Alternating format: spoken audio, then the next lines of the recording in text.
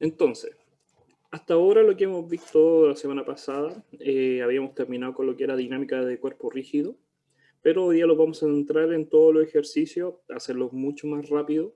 Vamos a volver a ver cierto ejercicio para tenerlo en mente, pero va a ser mucho más rápido.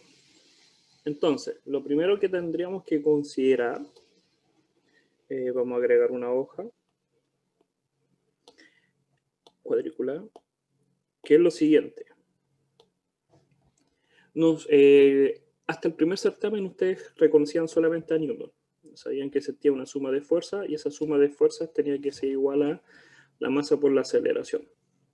Y eso era Newton. Y esto se le conoce como ecuación de movimiento. Esta es la ecuación de movimiento, la sumatoria Minkowskiana. Entonces, esto es la ecuación de movimiento. Esta describe el movimiento del objeto. Ustedes ya lo habían descrito, podíamos tener la aceleración o velocidad o el movimiento o la posición y podían describir el movimiento de la partícula. Pero teníamos que tener claro que necesitábamos una fuerza, necesitábamos un objeto y este objeto por medio de la fuerza aceleraba. Ahora, en esta unidad nos damos cuenta al fin y al cabo que los objetos, además de poder desplazarse o moverse, también pueden rotar. Este objeto que nosotros antes veíamos como un objeto random y veíamos que este objeto se podía desplazar, ahora también podríamos considerar que puede rotar por la misma fuerza. Entonces, esta fuerza azul, esa fuerza que habíamos denotado como azul, ya no le interesa tanto la fuerza, sino lo que origina, que es el torque. Entonces, ahí hay una sumatoria de torque. Y esa sumatoria de torque ahora se aplica a un objeto, que era de masa m, pero ya no es un punto. Newton veía los objetos como un punto, hacíamos el diagrama de cuerpo libre, y nada más. Pero este objeto tiene forma. Tiene forma porque tenemos que saber la distancia a la que está del punto de giro. Entonces ya no es una masa, sino que un momento de inercia. Y esta aceleración ya no es simplemente desplazamiento, sino puede ser rotacional. Y ahí está la ecuación, exactamente la misma que habíamos visto en la primera unidad, pero ahora la aplicamos con rotación. Entonces cuando hablamos de dinámica rotacional, lo estamos refiriendo a eso, que es la ecuación de movimiento que describe la rotación de un objeto. Y es la ecuación que está escrita ahí. Esta es la ecuación 1 y esta es la ecuación 2, por decirlo de alguna manera. Entonces, ahora podríamos resolver cualquier tipo de problema. Y es lo que vamos a hacer hoy. Vamos a volver a hacer el de la polea, nuevamente, pero lo vamos a hacer más rápido, para las personas que ya vinieron la semana pasada, pero para los que no lo han visto, o para poder afinar ciertos detalles.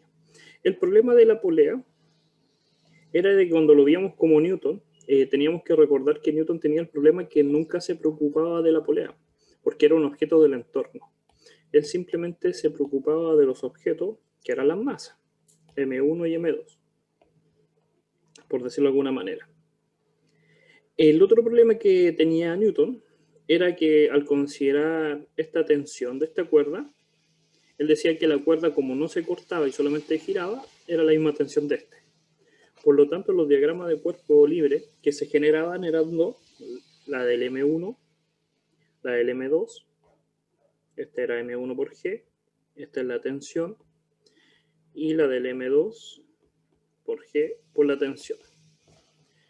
Y aquí lo vamos a dar cuenta del problema que va a tener Newton, que cuando él hace las ecuaciones de movimiento, T menos M1G igual a M1A, y la otra ecuación T menos M2G es igual a M2A, tenemos dos incógnitas, la tensión y la aceleración. Realmente no sabemos si esta aceleración, uno después va a saber que sí, pero a priori no podríamos decir si realmente es la misma aceleración. Este problema lo que conlleva es que no se pueda resolver en cierta medida la ecuación, y es por el hecho de que supone que la tensión es la misma, pero en la realidad no es la misma. Acá, si uno lo piensa bien, en la polea está la solución, y es lo que él no consideró. ¿Por qué?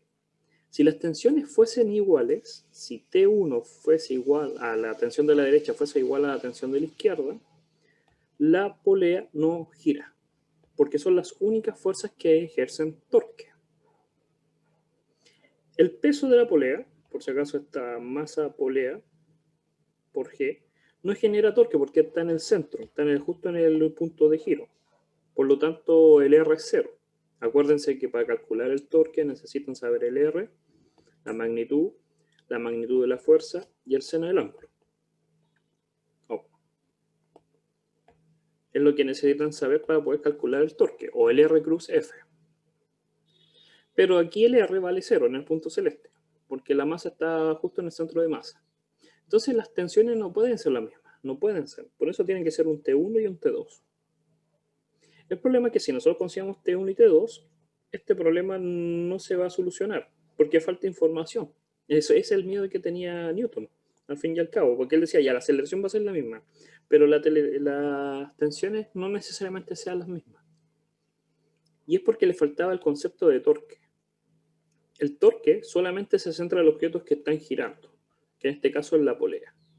Y van a haber entonces dos fuerzas, una fuerza que es la tensión 1 y otra fuerza que es la tensión 2. Y van a generar el torque.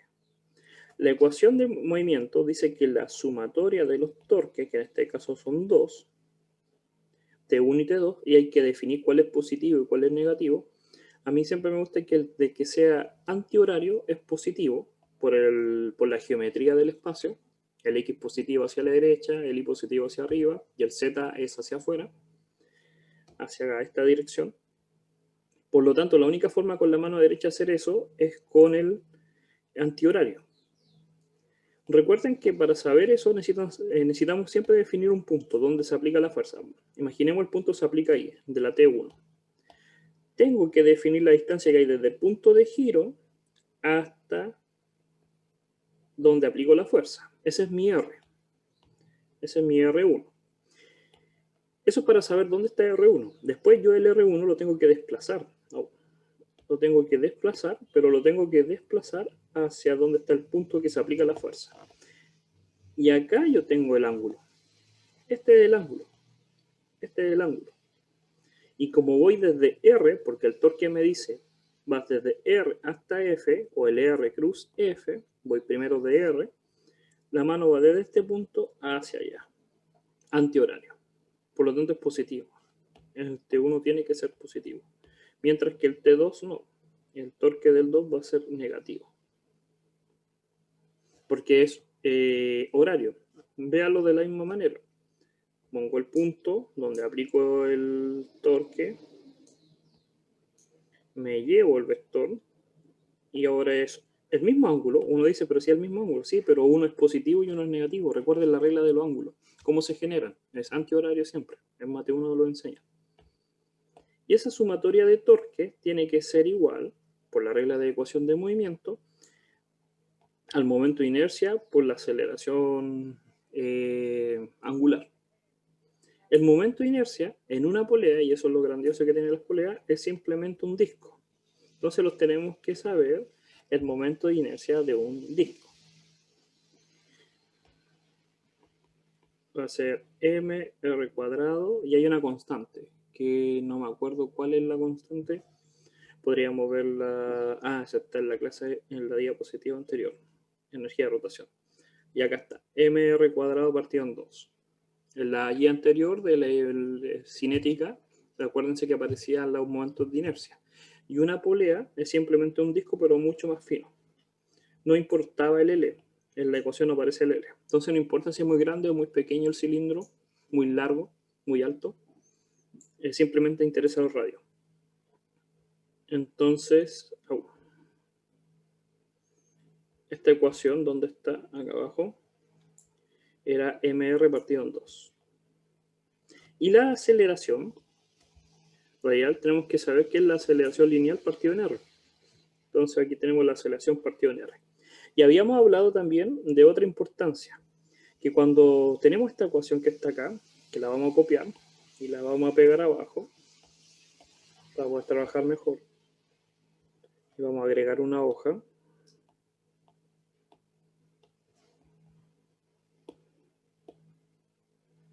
Cuando tenemos esa ecuación, Tenemos que recordar que el torque era R1 por la fuerza 1, que sería la tensión 1, por seno del ángulo. Y siempre en una polea y siempre en un disco, cuando tenemos tensiones, las cuerdas, las tensiones, van a ser perpendiculares al R. Siempre se forma un ángulo de 90. Por lo tanto, siempre el seno desaparece porque seno de 90 es 1. Y también, siempre en la ecuación de movimiento, también lo habíamos hablado en clase, siempre se van a ir los R. ¿Por qué? Porque es simplemente factorizar. Pero siempre esto pasa con un movimiento circular, siempre una polea, o un disco, o un anillo, o una esfera. Tiene esa particularidad. ¿Ya? También hay otras más, pero en general, en los ejercicios. Entonces la ecuación se simplifica demasiado, y los que haría un T1 menos un T2 es igual a MA2.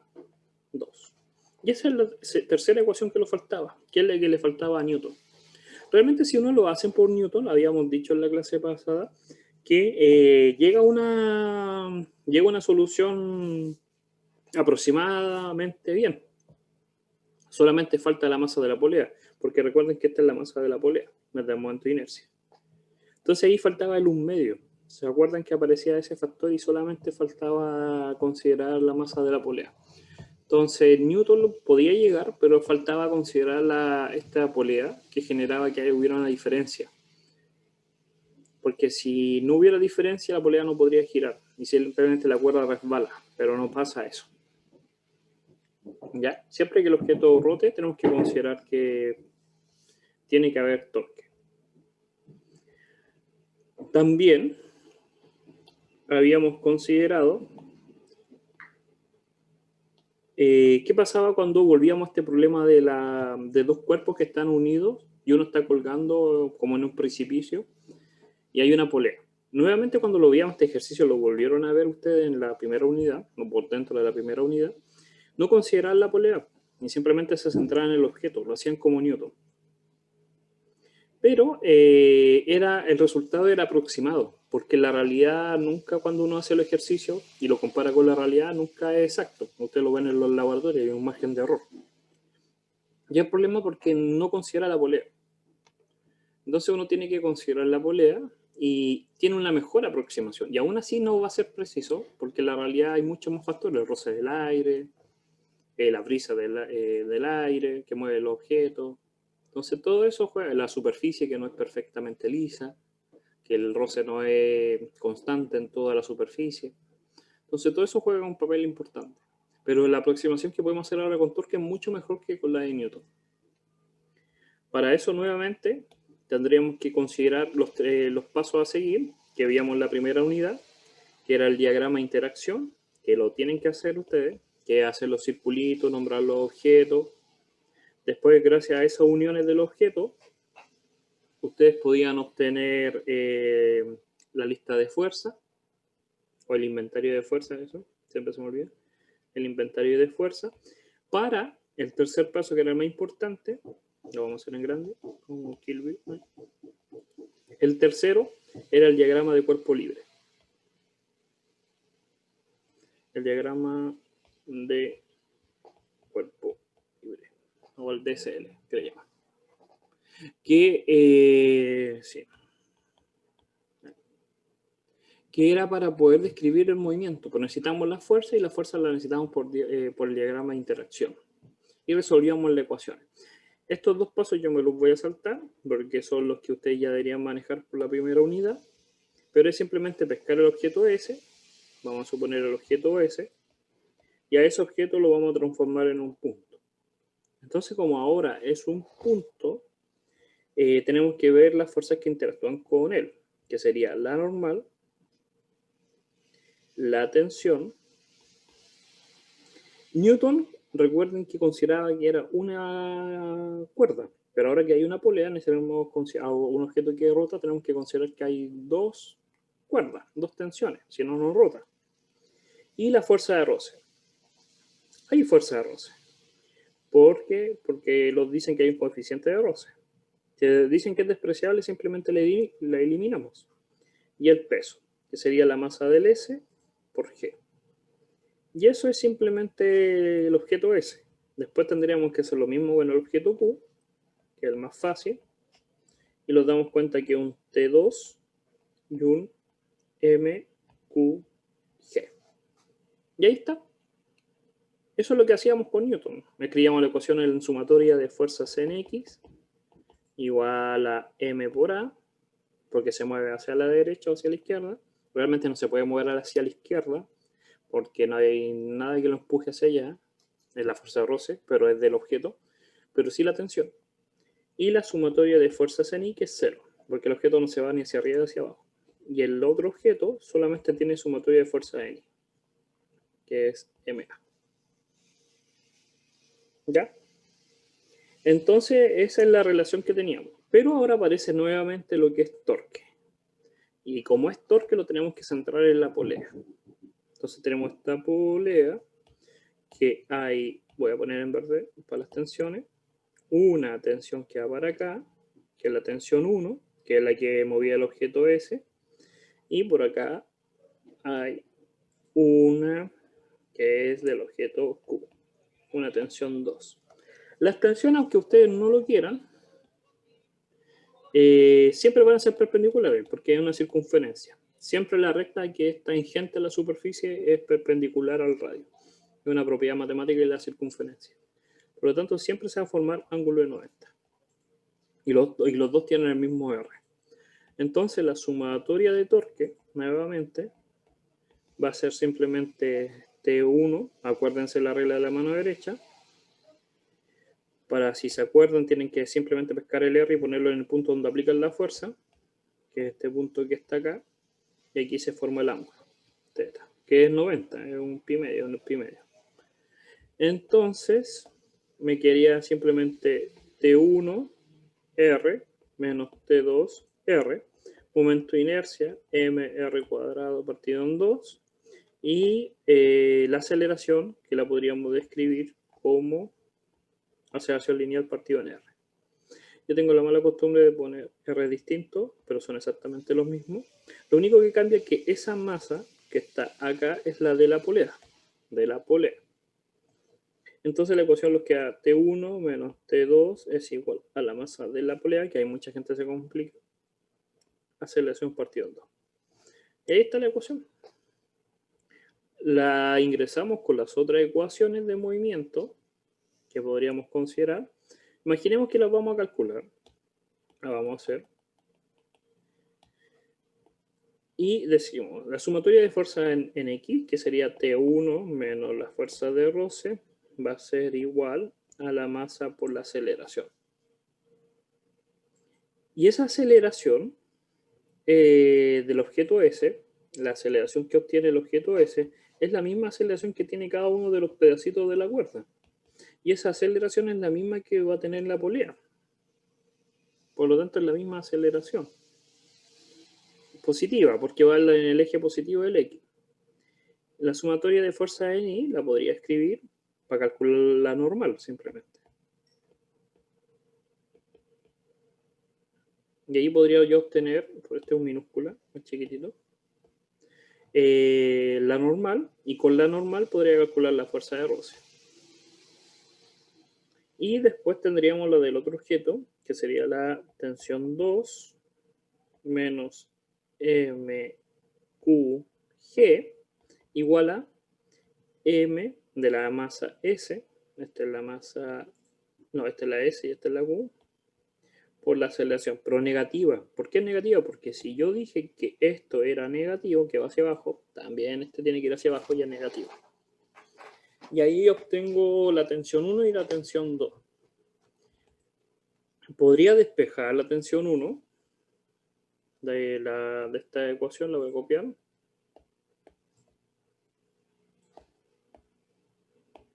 Y me quedaría que simplemente la tensión 1 es igual a la masa S por la aceleración más la fuerza de roce. Pero la fuerza de roce es la constante por la normal. Y la normal es la masa S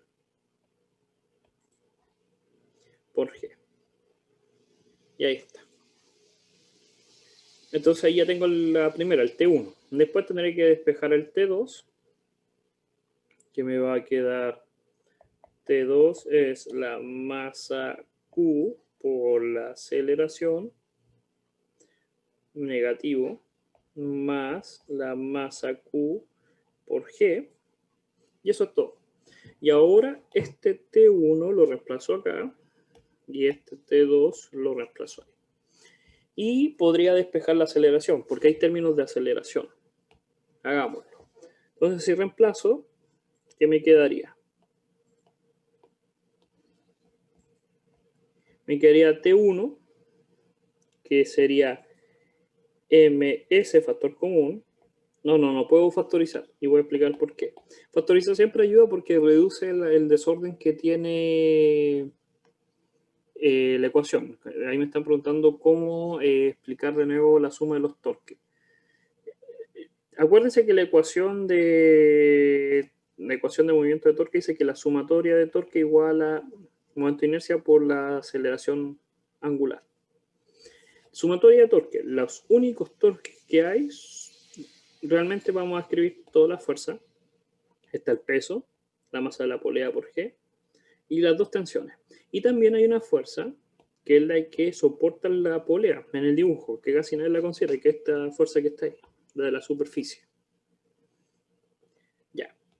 Esta fuerza con esas fuerzas dan cero. ¿Por qué dan cero? Porque están justo en el pivote. Como están en el pivote, el R no es una línea, es un punto. Por lo tanto, son cero. Y los únicos que me sobreviven son los torques de las tensiones. Van en sentidos contrarios, porque una tensión, la T1, empuja la polea hacia la... Si fuese la única, empujaría que la polea rotara antihorario, y la T2, si fuese la única, giraría la polea horario. Por lo tanto, al ser distinta, una tiene que ser positiva y una negativa. Aquí hay muchas formas de plantear y decir cuál es positiva y cuál es negativa, y muchas reglas, pero como son opuestas, una tiene que ser negativa y una positiva. Yo la que me rijo es la de la matemáticamente, que es la siguiente. Si ustedes hacen un plano X, Y, el Z se origina con la regla de la mano derecha. Eso quiere decir que el Z va hacia acá positivo. Entonces, si va hacia allá positivo, recuerden que el torque se hace con la regla de la mano derecha. Positivo va a ser en esta dirección y negativo va a dar en esta dirección, aunque no queramos. Por lo tanto, el torque T1, el torque que origina el T1, va desde R1 hasta la tensión 1. Si yo lo hago con mi mano derecha, mis deditos, aquí puedo mirarlo desde arriba a mi mano derecha, estos son mis dedos largos y este es el pulgar. Si yo giro, mi pulgar apunta hacia arriba. Por lo tanto, apunta en esta dirección, positivo. Mientras que el otro, el del T2, este LR por si acaso, o lo voy a pescar y me lo voy a llevar, va desde el R2 hasta la tensión 2. El ángulo no es positivo, hasta con las matemáticas uno sabemos que los ángulos para acá son ángulos de 30 y para acá son menos 30. Entonces al ser negativo me recuerda que el torque es negativo. Y ahí sale la suma de los torques. ¿Se entendió, Benjamín? ¿O todavía está la duda? Ya. Entonces, seguimos. Entonces escribimos la ecuación que teníamos que... Voy a borrar ahí. Y teníamos esta ecuación de acá, que esta era la solución de torque. Que la voy a copiar. Copiar. Y la voy a pegar acá. Pegar con imagen. No. Oh, espera. Oh, no lo puedo cortar. Ahí está. Lo voy a copiar de nuevo. Que me equivoqué en pegar. No sé. Copiar. Pegar. Esta es la ecuación que tenemos que resolver, que es la de torque. T1 era todo esto. Uno tiene la costumbre de decir, mira, lo puedo factorizar. Pero no lo quiero factorizar porque acá hay una aceleración. Entonces, como hay una aceleración, la necesito que esté separada para poder pasarla para el lado izquierdo. Porque en el otro lado izquierdo hay otra aceleración y el factor común.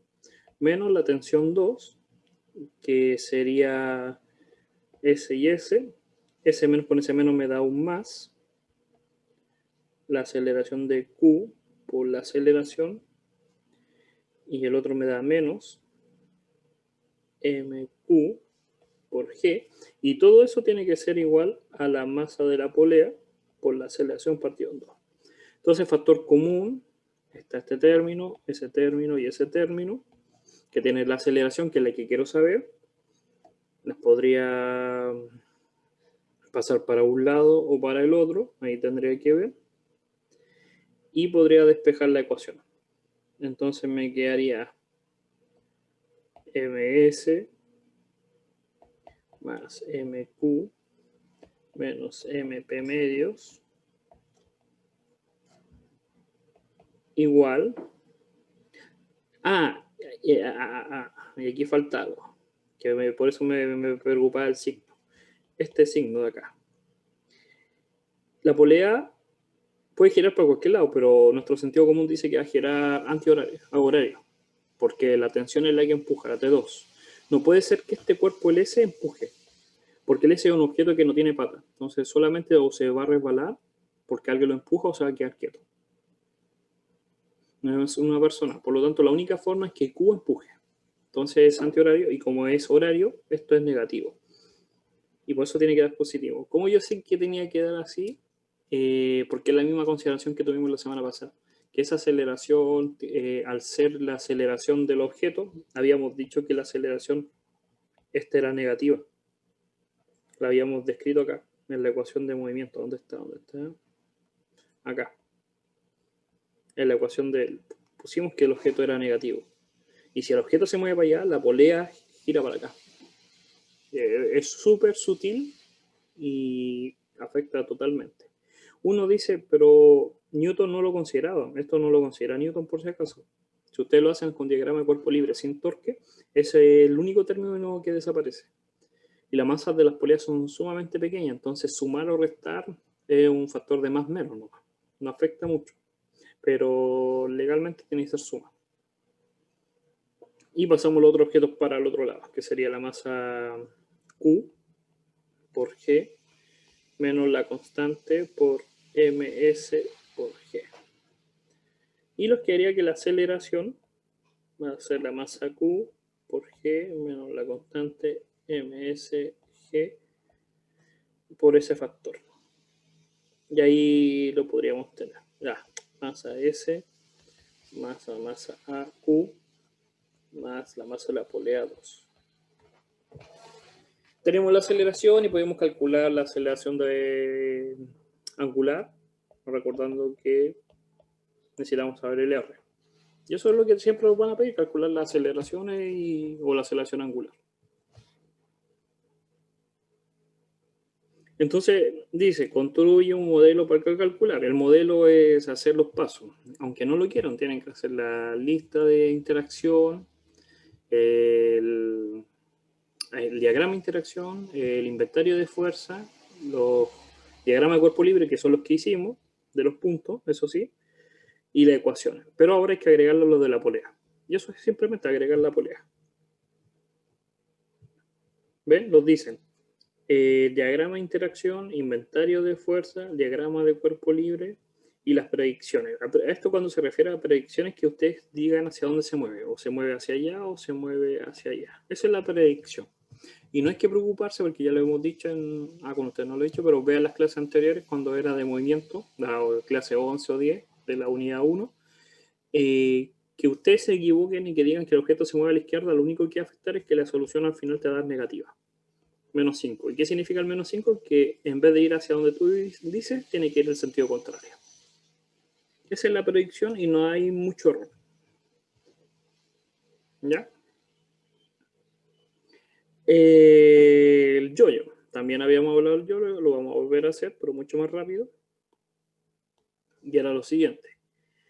El yo-yo, si uno considera a Newton, si lo ve como Newton, él tiene un problema, porque solamente hay dos fuerzas. Está la tensión de la cuerda y está el peso. Lo voy a cambiar de color, en rojo. El peso del yo-yo. La masa por G. y a este lo vamos a llamar tensión, la única que hay. Son las únicas dos fuerzas que interactúan con el yoyo, con el objeto. Entonces cuando hacía Newton decía T menos mg, lo voy a poner en rojo, tenía que ser igual a la masa por la aceleración del objeto. Y acá nuevamente aparece el problema. No sabemos cuánto vale la tensión y no sabemos cuánto vale la aceleración. Entonces no podemos resolver el problema. Ahora, ¿cómo lo podemos resolver realmente? Porque falta la ecuación del torque. La suma de torques es igual al momento de inercia por la aceleración angular. ¿Cuántos torques van a haber? La tensión es una, y uno podría pensar el peso, pero el peso nuevamente está en el centro, entonces el R, recuerden que necesitan siempre la distancia desde el punto de giro a donde aplican la fuerza, pero el del peso es un punto, por lo tanto el R es cero, entonces el torque es cero. Entonces tendríamos solamente un torque, el de la tensión de la cuerda, que sería el R, que es el radio, por la fuerza, que es la tensión, y el seno de 90, porque se forma un ángulo de 90. Entonces me da 1. Positivo o negativo el torque. Habría que hacer la regla de la mano derecha y los damos que va desde R. Tenemos que poner nuestra mano en la misma dirección que la flecha azul y orientar nuestros dedos hacia la flecha de la tensión. Entonces positivo, que es antihorario.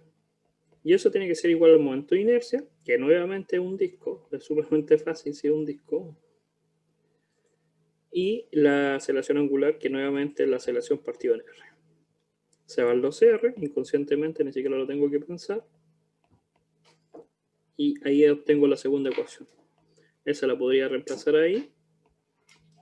MA medios más MG, MA se van las masas, porque es la misma, es la polea, es el único objeto que hay. Y me queda que G es igual a aceleración menos la aceleración medios o aceleración medios positivo. Y ahí me queda que la aceleración es 2G. Yo obtengo la aceleración. Y si obtengo la aceleración, podría obtener la aceleración angular. Entonces la aceleración angular simplemente va a ser 2G partido en R. Y ahí tengo las ecuaciones de movimiento.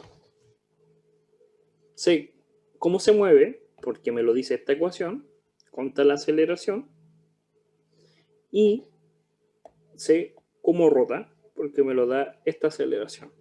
Uno dice, ya, ¿y para qué me sirve saber esto, la aceleración? Porque si sabe la aceleración, imagina que ahora yo digo, el yoyo se encuentra a 5 metros de altura. Entonces, el yoyo se encuentra a 5 metros de altura y tú lo sueltas y tú quieres saber a los 5 segundos dónde se encuentra. Entonces las ecuaciones son delta x es igual a de posición. Serían, ¿cuál eran?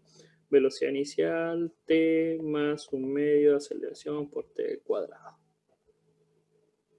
Pero la aceleración no es solamente g, porque es caída libre. Aquí no hay caída libre.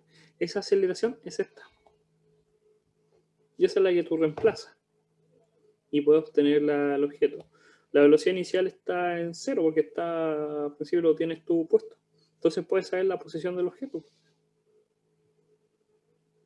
Si uno lo piensa bien, lo podría hacer también con energía. Es mucho más fácil ahora uno sabe energía y dice, mira, si necesito la potencial, la cinética, pero tienen que saber la velocidad.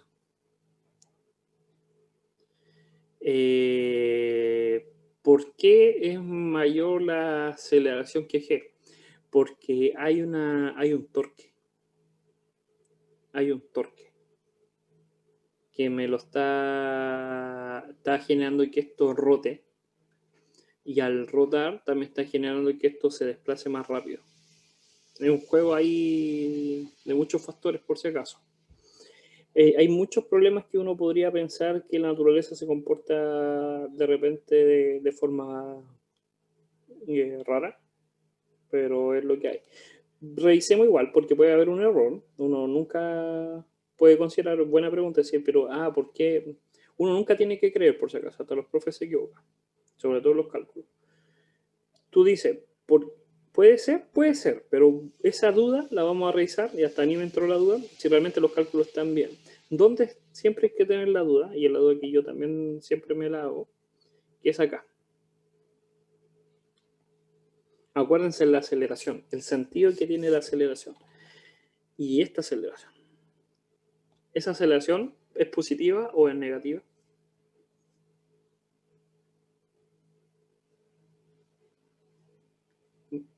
Tiene que ser, si es horario, negativa.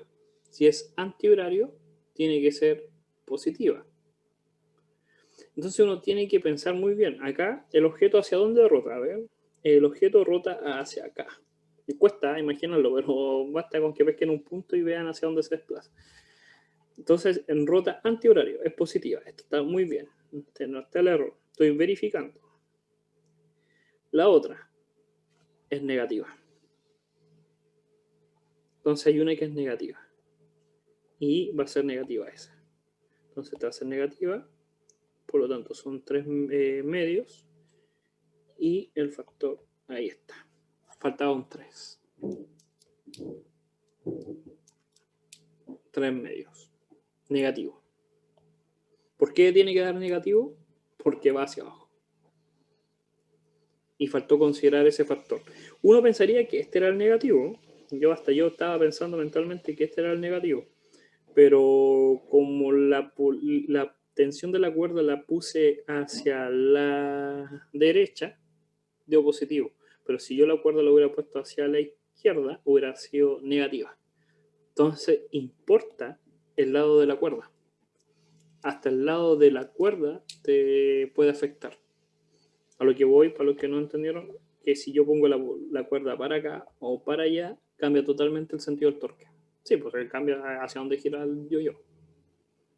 Aunque baje el yo-yo, aunque baje la aceleración va a ser negativa, pero la rotación no va a ser negativa o positiva. ¿Ya? Y ahí está. Entonces era menos 2G partido en 3. Y eso es solamente la proyección. Profe, ¿cómo se representa el torque hacia afuera? Ya, los torques, ¿cómo lo representamos? Que también lo habíamos hablado, pero bueno, reclamar todas esas dudas. Nosotros tenemos el plano XY. Voy a dibujarlo chueco. Así imaginemos que una hoja, como una hoja de cuaderno. Y voy a dibujar el torque positivo, el Z. ¿Y cómo lo imaginamos? Esto matemáticamente se dibuja así por si acaso. Este vector es una flecha. Uno lo puede imaginar como una flecha, como estas flechas de los dibujos animados, con una punta y acá unas plumas. Entonces, si yo esa flecha la miro de frente, si yo miro solamente la parte de frente, yo lo primero que voy a ver es la punta. Y después voy a ver cómo se amplía la flecha, pero nada más. Esa es la representación de la flecha como que fuese en mi dirección, que en este caso sería si mi ojo está acá,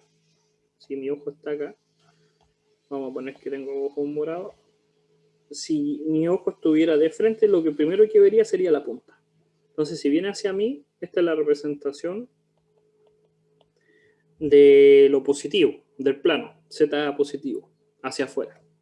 Pero si yo lo miro desde acá, de atrás, lo primero que yo voy a ver van a ser las plumas. Pueden ser así o hay gente que la pone así, da igual. Y después voy a ver la parte de atrás de la flecha, de la punta, el círculo. Y esta es la representación negativa, porque estoy viendo la parte de atrás primero. Entonces, ¿qué es lo que significa? Ustedes miran la hoja, la están mirando como la están mirando ahora. Sus ojos están mirando a la pantalla. Por lo tanto, si ustedes ven este símbolo, hay muchos libros que lo ponen así, lo primero que están viendo es que la flecha va en la misma dirección hacia donde ustedes van. Están mirándolo desde atrás de la flecha. Entonces es negativo. Es como que acá está el I, voy a hacer el chueco el Z, el X, disculpe, y el Z va para acá, para el negativo. Y ustedes están mirándolo desde acá. Hacia adentro va al Z. Pero si ustedes ven este símbolo del torque, significa que va hacia adentro, hacia ustedes. que va hacia acá la flecha. ¿Y dónde se pone el torque? Siempre se pone en el ángulo de giro, acá. En este caso el torque era positivo, entonces ahí va el torque. Esa es la representación del torque. ¿Ya? Ahora, sigamos con este problema que está acá. Nuevamente esto se parece mucho al anterior. La diferencia es que está inclinado. Entonces al estar inclinado, lo único que va a afectar es que el peso, primero, de esta masa por G, no va a ser igual a la normal, porque la normal es perpendicular a la superficie. Voy a cambiar los colores para que no sean iguales. Esta es la normal, vamos a llamar. Esta es la tensión. Tensión 1, recuerden que ya estamos tan grandes que ya entendemos que van a haber dos tensiones, T1 y T2. Y podremos considerar que hay una fuerza de roce. O no, depende, hay que leer la pregunta. El roce, acá dice, el roce entre el bloque y el plano y el roce de la polea es despreciable, por lo tanto no hay roce. Y me queda ahí, 0.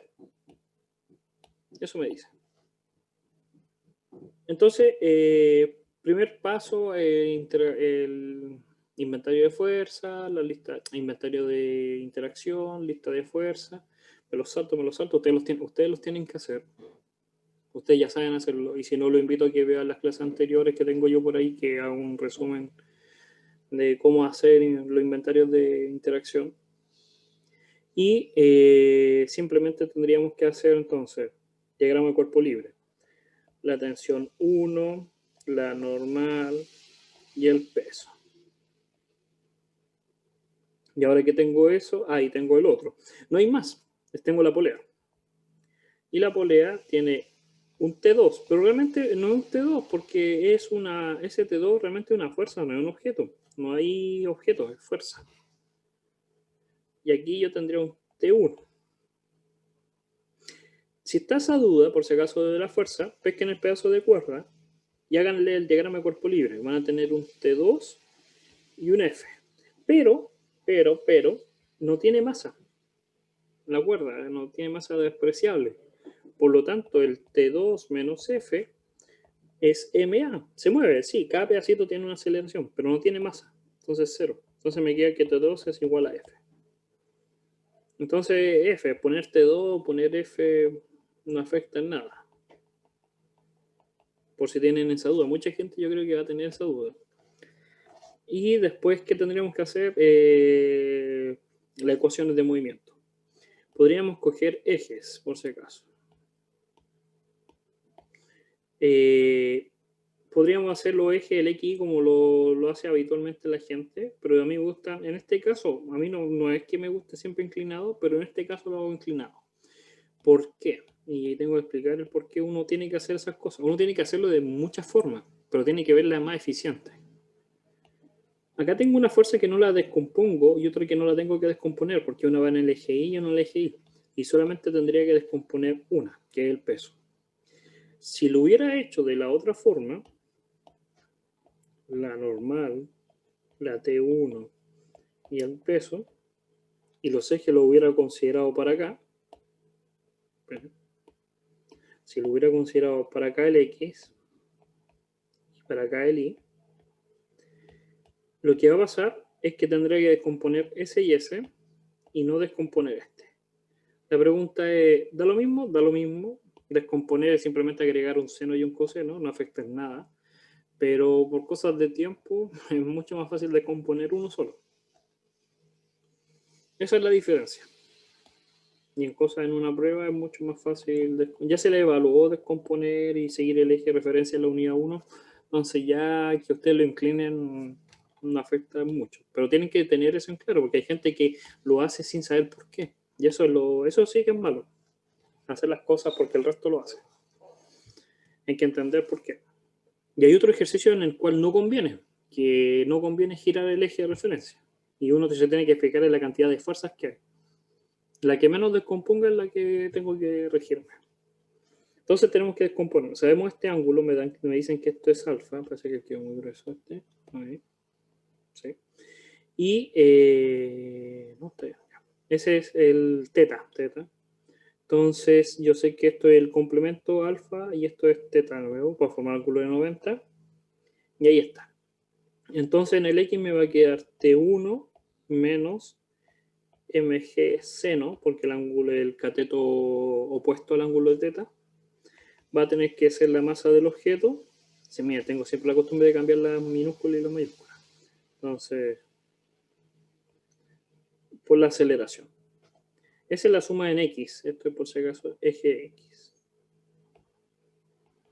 Y en el eje Y va a ser simplemente la normal menos el mg seno de teta igual seno. Y la del torque, la sumatoria de que esta es la nueva, esta es la importante, va a ser que los únicos torques que hay es T1 y la F. T1 es positivo porque es la mano derecha, entonces me queda T1R seno de 90 menos FR, y eso es el momento de inercia, mr cuadrado partido en 2 porque es un disco, y la aceleración angular. O también lo podría escribir mr cuadrado partido en 2 a r. Y ahí está. La mala costumbre también de cambiar los R, y es el único, el R es el mismo para todo, y los podría eliminar. Y me queda T1 menos F es igual a la masa de aceleración partido en 2. Y ahí tengo la ecuación. Tengo esa ecuación, tengo el N, que no me interesa, no me aporta nada, pero tengo esta. Entonces podría reemplazar, de aquí podría despejar T1. T1 me quedaría MA más MG seno de teta. Y la podría reemplazar MA partido en 2. ¿Hacia dónde gira el objeto? Ahí siempre hay que acordarse. ¿Hacia dónde gira la polea? Hacia acá, antihorario. Entonces la aceleración va a ser negativa de este. Ya aprendimos que tiene que ser negativo.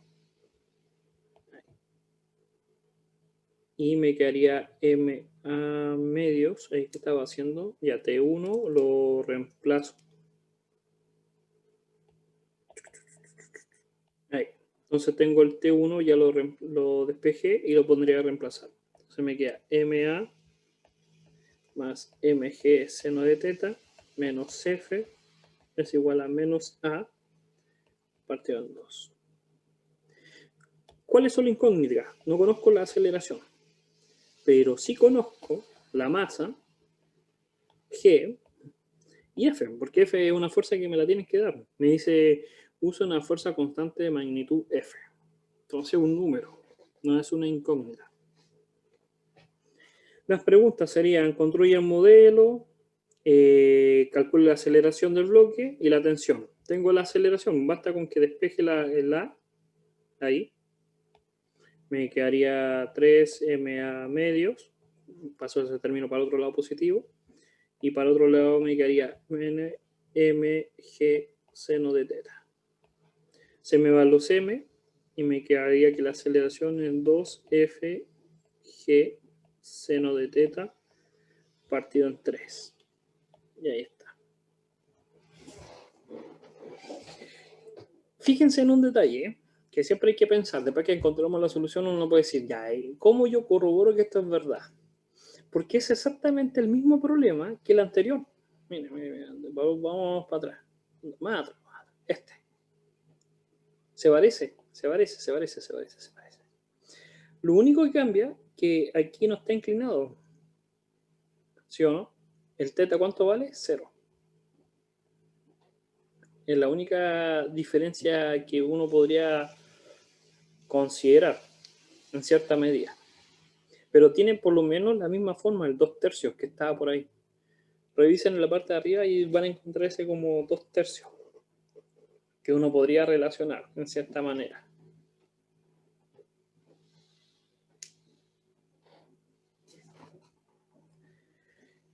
¿Cuál más? El de estos cuerpos, que esto fue bien famoso porque en la parte de energía de rotación ustedes lo tuvieron que haber hecho, que era calcular el momento de inercia. Por lo menos acá el momento de inercia te lo da. El momento de inercia aquí te lo dan, te dicen, es el momento de inercia. Entonces pueden verificar que el anterior les tiene que dar eso.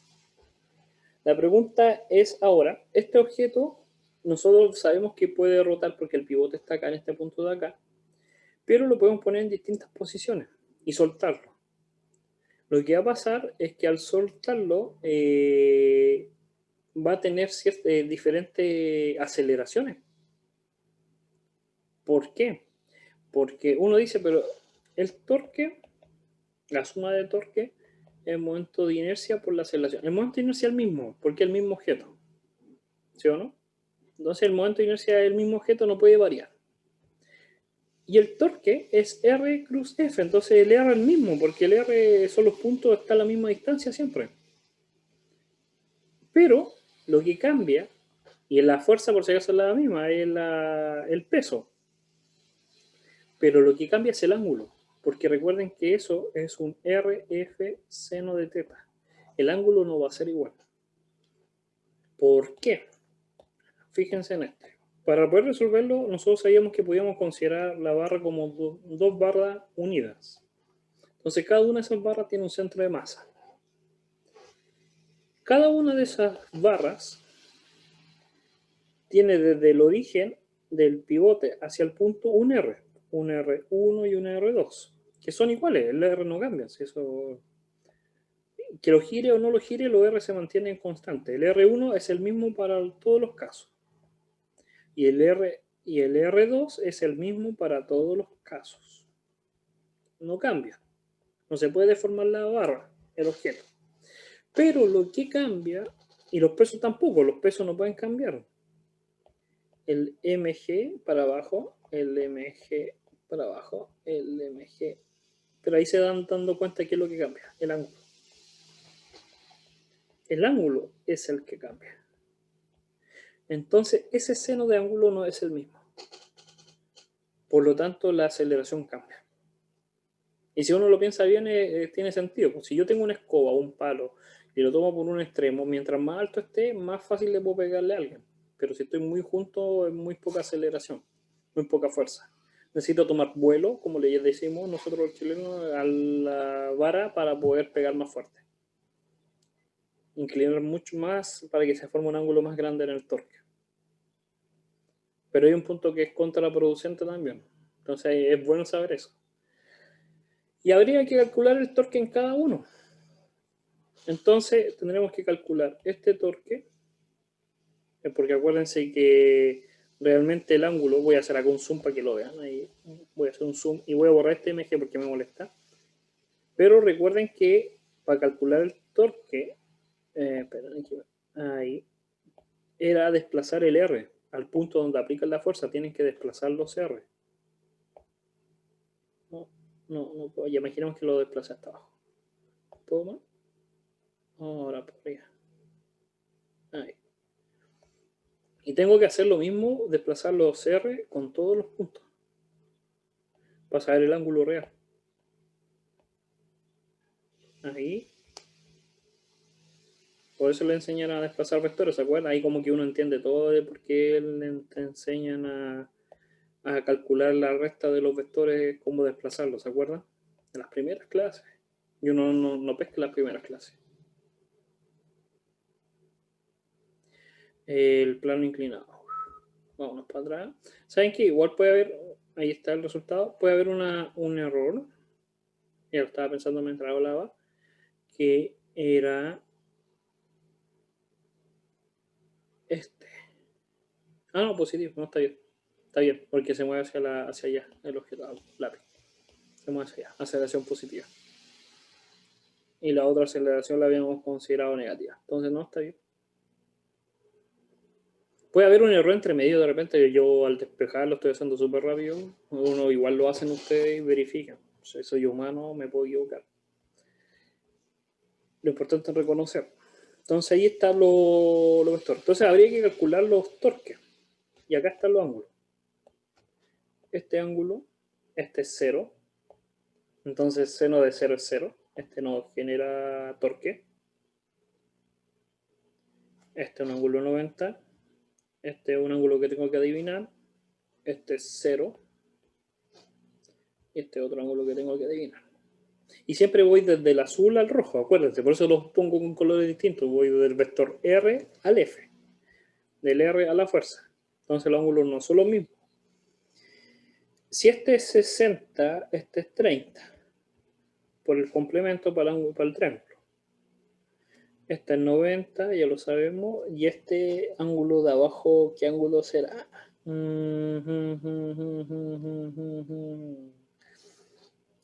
Si este es 60, este tiene que ser 30. ¿Por qué? Porque si yo pongo una línea acá, este es complemento. Y esa línea es paralela al peso, a la vertical. Entonces este es 60. Y nuevamente, si uno extiende eso, este es 30 y este es 30 por complemento. Por propiedades de dos líneas paralelas voy a hacerlo así. Matemáticamente, dos líneas paralelas porque el peso es paralela a la vertical y tiran una traza y S es igual a S. Ahí está. Es solamente aplicar geometría, mate 1, por eso es prerequisito de este curso. Y ahí está. Todos los ángulos. Entonces calculemos los torques. Vamos a escribir los torques ahí. Torque. Entonces serían...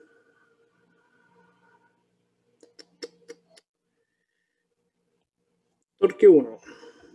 El torque 1 va a ser el R, que el R1 es L medio, porque si la barra mide L, ni siquiera sé cuánto mide, pero si la barra mide L, está en punto medio, L medio.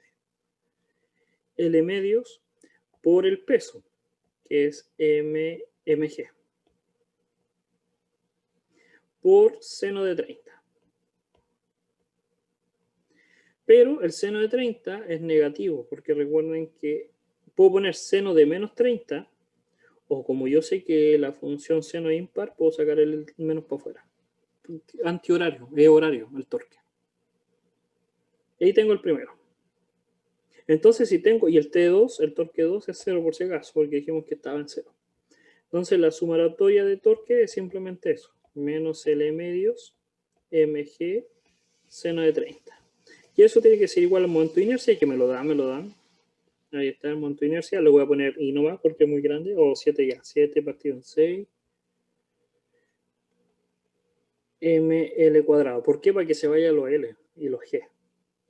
Y la aceleración. Entonces se va el M. El L no se va en este caso porque me están preguntando, o puede que me pregunten la aceleración de giro, la aceleración angular. Entonces se me va a ir un L, no todos los L. Y simplemente me va a quedar 6 partido en 14, porque el 2 por el 7, G partido en L, seno de 30. Ese es del primer caso. Vuelvo a decir, este torque es 0, ¿no? Entonces solamente necesito un torque. Ahora tendría que hacer el del segundo caso. El segundo caso lo voy a copiar. No tengo más espacio. Copiar. Lo vamos a pegar abajo. Oh. Ahí. No me quedó bien. No copié todo. Entonces voy a dibujarla yo.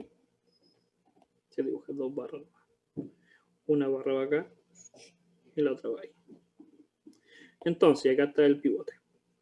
Nuevamente esto es L medios, pero tengo que calcular este que está acá. Tengo que dibujar ese. Tengo que calcular esa distancia que hay desde aquí hasta acá. Pero tengo el ángulo, entonces podría hacerlo con un seno, un coseno, tangente. Yo sé que todo esto vale L. Entonces puedo calcularlo por medio de el ángulo 60 con el seno.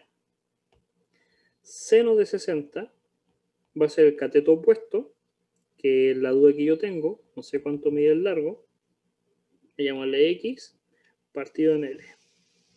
Entonces X va a ser L seno de 60. Entonces, puedo escribir los torques.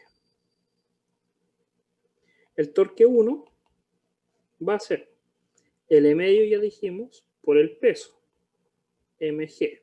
Y el ángulo entre los dos es un ángulo de 90. Entonces, desaparece el seno. Torque 2. El torque 2 va a ser el largo, que es L seno de 60, que era el X, que yo no conocía, esa distancia que hay desde aquí hasta acá, hasta el punto de giro, desde el punto del pivote hasta donde aplico la fuerza, por mg. Y el ángulo es seno de 60. Y ahora los sumo los dos. L medios mg más L seno de 60 al cuadrado mg es igual al mismo momento de inercia, 7 sextos, porque el mismo objeto, ml cuadrado, por S. Y despejo la aceleración angular. Y después tengo que comparar si reemplazo el G, reemplazo el L y resuelvo la masa y los objetos. La masa se va, por si acaso, entonces tiene que ir la masa. Aquí se va la masa y la masa, independiente de la masa. Pero si reemplazo, podría saber cuál de los dos es mayor o menor. Y lo mismo tendría que hacer con el tercer caso. Es solamente geometría en esta parte, pero se puede resolver. ¿Ya? No, el tercero no lo voy a hacer porque se entendieron bien el segundo. El otro es un problema anexo. Ahora, hagamos este rápido. Todavía tenemos un poco de tiempo.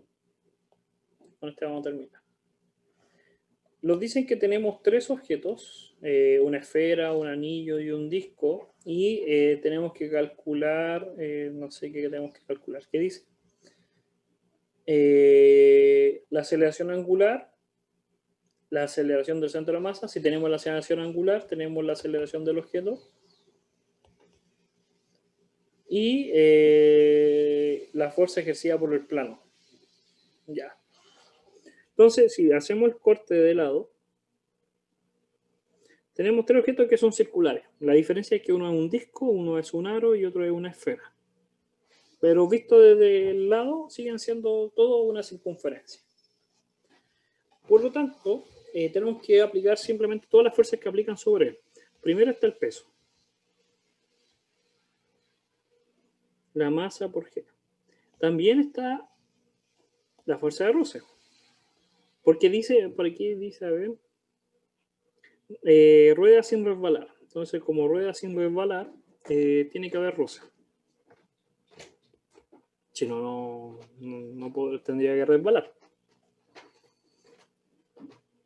Pero también la podemos considerar como que no estuviera. Hay gente que la considera que no estuviera porque dice, pero es que justo gira. Entonces, como que no hay una fuerza en contra del movimiento. Hay gente que lo hace sin considerarla y otra que sí la considera. Dependiendo en cómo lo escriben. Por ejemplo, si yo fuese alumno y dijera, pero como el objeto se va desplazando perfectamente a medida que avanza, la fuerza de roce igual la puedo despreciar. Porque la de roce tiene que ir en contra del movimiento y esa fuerza realmente no está en contra del movimiento porque al rotar el objeto igual se está desplazando perfectamente. Es distinto cuando consideramos que no rotaba. Ahí la fuerza de roce sí existía porque estaba en contra del movimiento. Yo soy de la idea de sí considerarla. Tenemos el peso, la fuerza de roce y alguna fuerza más, la normal. Estaba tocando una superficie, entonces hay una normal. Ahora, ¿cómo lo resolvemos? Podríamos considerar la suma de fuerzas de Newton, el diagrama cuerpo libre. Entonces tendremos que hacer el diagrama del punto, del objeto puntual. Tendríamos la fuerza de roce, la normal y el peso. Y podríamos nuevamente descomponerlo. El X y el Y. De nuevo explico que lo hago para solamente descomponer el peso. Si este ángulo mide θ, va hacia el otro lado. Si este es θ, entonces este va a ser θ. El que está ahí. Este va a ser θ. Ese. porque el otro es el complemento, lo puedo llamar alfa. Entonces, ese va a ser para poder descomponer las fuerzas. ¿Qué me va a quedar? Que mg va a ser positivo porque la descomposición va a ir acá positiva en el eje X. Entonces mg es seno de teta menos la fuerza de roce va a tener que ser la masa por la aceleración del objeto, porque el objeto se está desplazando hacia acá, hacia allá, positivo. Mientras que la normal menos el mg coseno de teta me da 0, porque no se mueve ni hacia arriba ni hacia abajo, siempre está pegado a la superficie. Tengo la normal, puedo seguir trabajando la normal, y podría obtener la fuerza de roce. La constante por la fuerza de por la normal. Pero no me da la constante, entonces la dejo ahí, no. Por eso hay gente que ahí considera que esto es 0, o hay gente que no considera que es 0, pero es solamente eso. Nada más, no afecta en nada, es un número. 0 es un número, por si acaso, igual que cualquier otro. No hay que ser racistas con 0. Y después aplicamos lo que es el torque. Nos quedaría simplemente resolver lo que es torque. Tenemos esta circunferencia, entonces, lo ponemos en el centro de masa y tendríamos la fuerza de roce. El peso está en el punto del centro, entonces no aplica torque.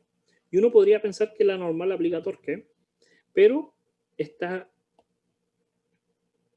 con un ángulo de 0 o 180, o en contra o a favor del R. Y eso también da 0. Seno de 180 o de 0 da 0. Entonces solamente tenemos la fuerza de roce aplicando torque. El objeto hacia... No es el objeto, primero tengo que ver el R. Entonces acá está el R. Pesco este R mentalmente, yo lo hago mentalmente, pero es para que ustedes lo visualicen, y voy de R hasta FR.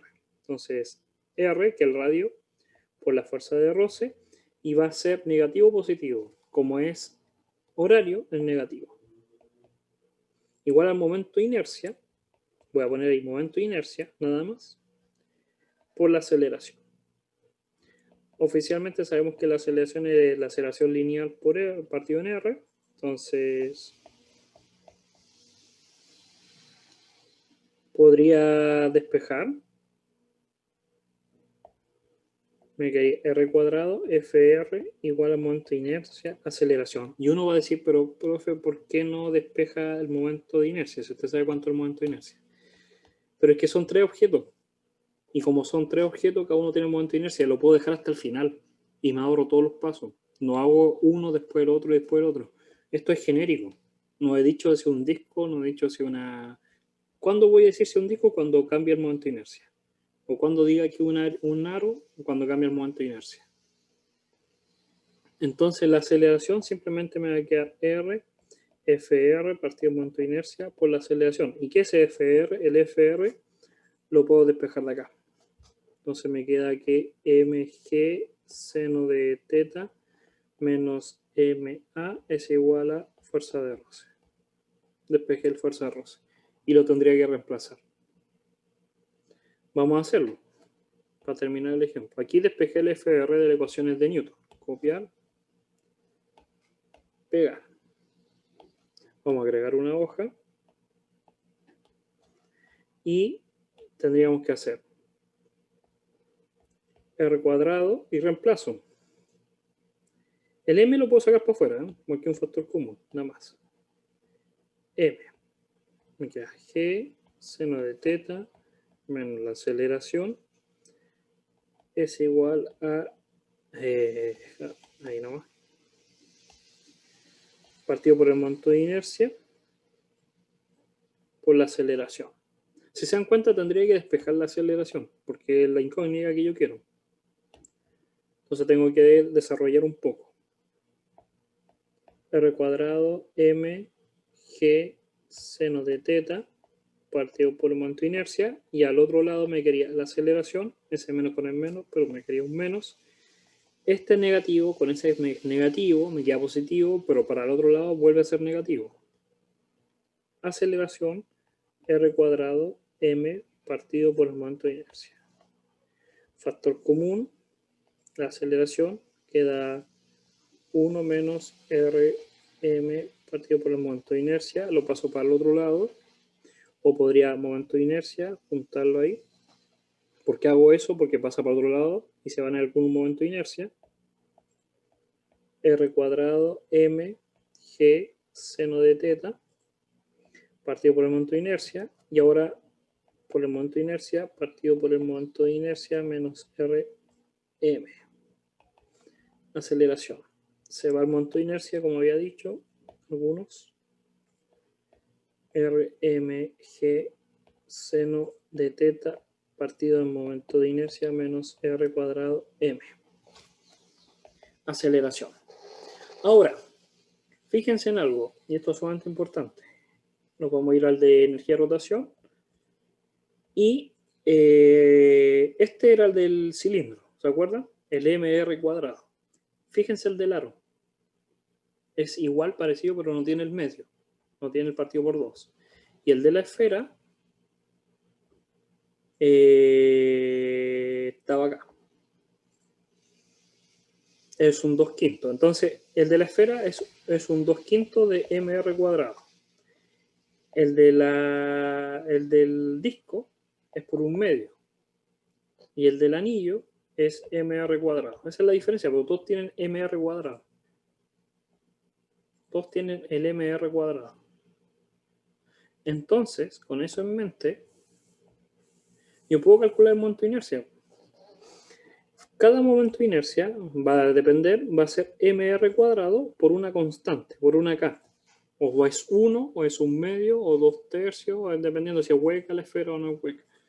Pero todos tienen ese factor. ¿Por qué lo escribo? Porque se van a ir los R. Este R cuadrado se me va a ir con el R cuadrado del momento de inercia, con ese, y este. Y las masas también se van a ir. Entonces solamente me va a sobrevivir menos G seno de teta partido en la constante menos 1. Y ahí está.